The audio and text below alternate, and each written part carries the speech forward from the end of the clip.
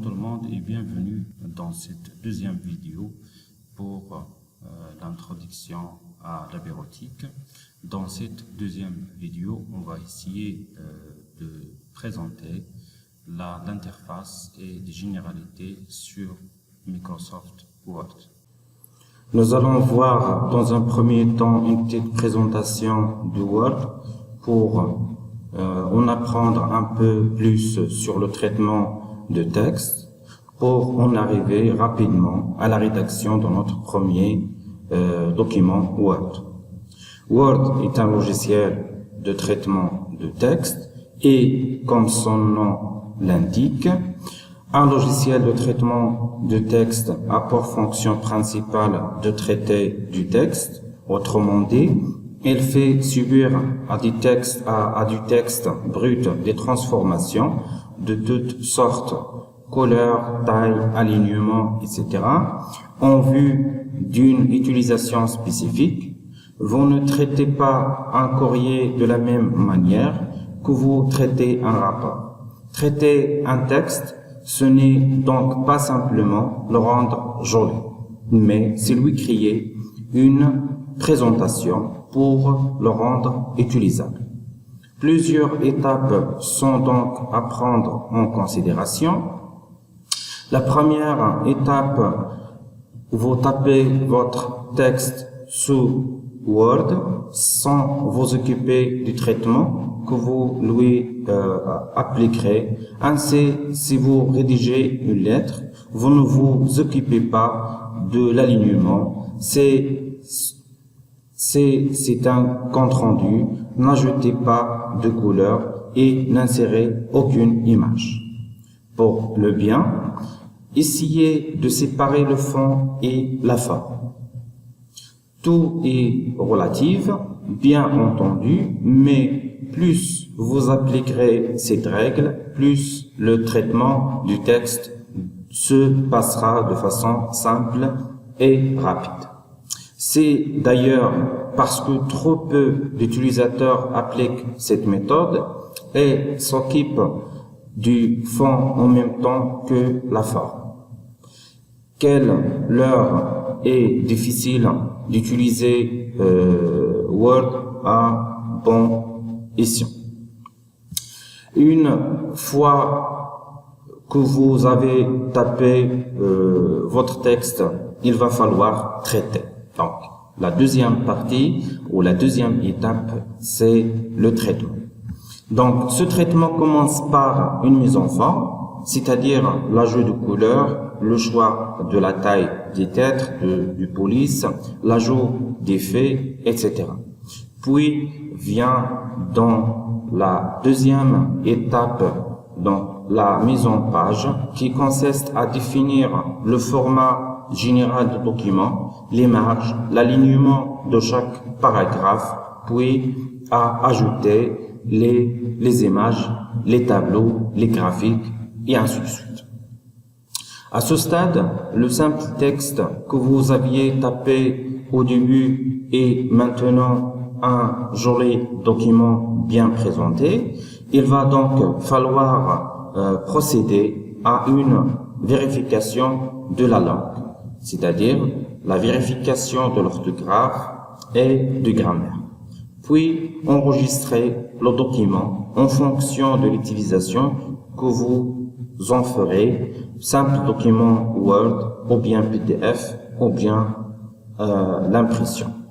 Le document ou le traitement du texte étant à présent terminé, vous pouvez utiliser le publipostage aussi que vous assistez dans la publication de votre document ou l'imprimer si vous le souhaitez.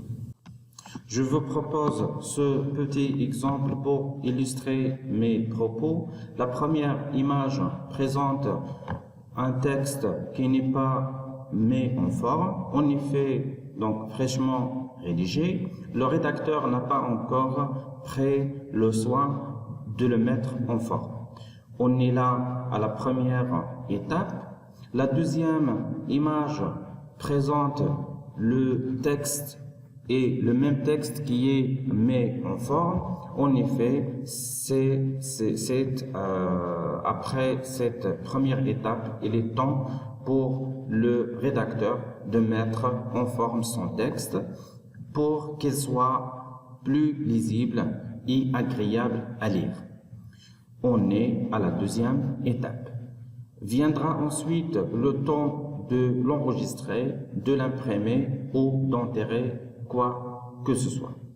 C'est sympa de traiter du texte, mais pourquoi utiliser un logiciel comme Microsoft Word? Le principal intérêt de Microsoft Word, c'est qu'il est capable d'automatiser les tâches, c'est-à-dire vous pouvez directement appliquer à du texte un modèle, un style ou un thème. L'automatisation des tâches devient de plus en plus importante avec le public postage, les macros et les compléments.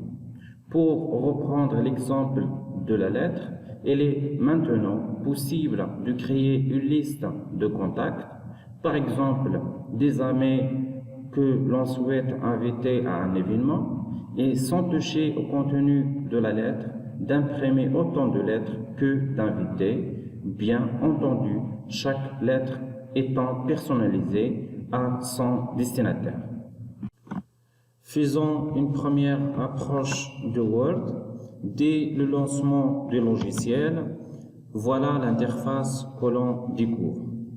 Donc, cette interface peut paraître un peu déroutante de par le nombre d'éléments qui la composent, surtout si vous avez eu la curiosité d'afficher les différents onglets.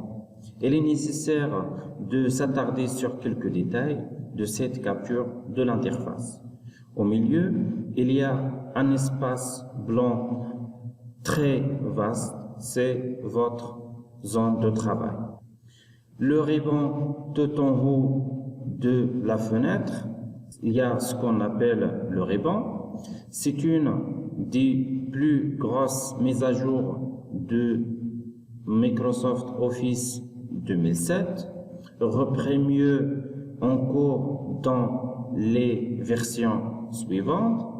Un ruban graphiquement évolué duquel sont disponibles toutes les fonctionnalités.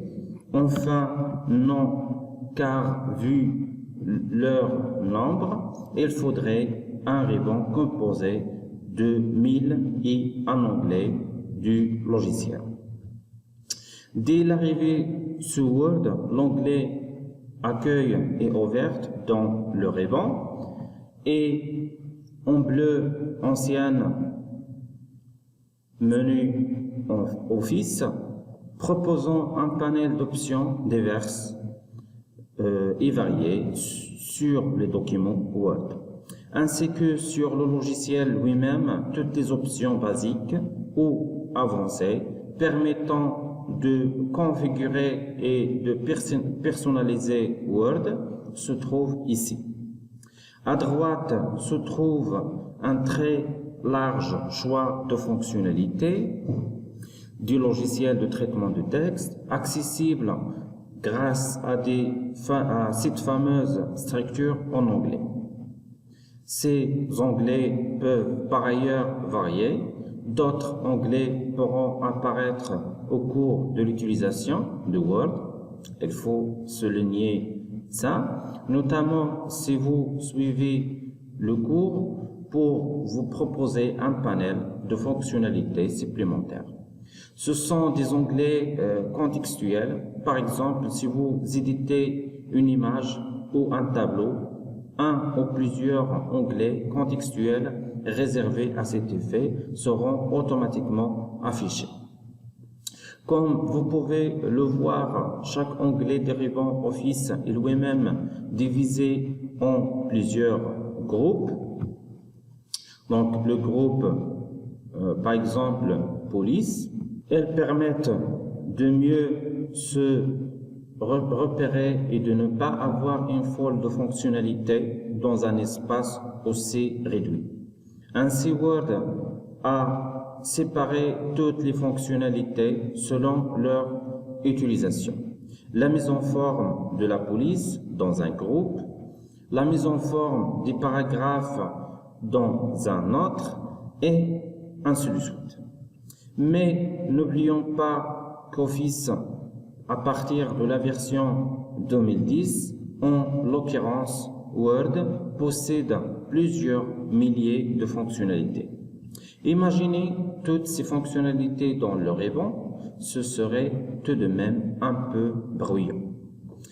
Ou alors vous auriez 100 onglets. C'est la raison pour laquelle certains groupes de fonctionnalités ne sont pas complètement affichés. Vous pourrez alors cliquer sur l'icône d'agrandissement en bas à droite de chaque groupe, par exemple de police, pour avoir accès à une fenêtre contenant toutes les fonctionnalités du groupe. Pour la barre d'outils accès rapide, marche comme la barre de lancement rapide de Microsoft Windows. Elle permet l'accès rapide aux fonctionnalités globalement les plus utilisées du Word en règle générale. Donc l'icône Word ne fait pas partie de la barre d'accès rapide.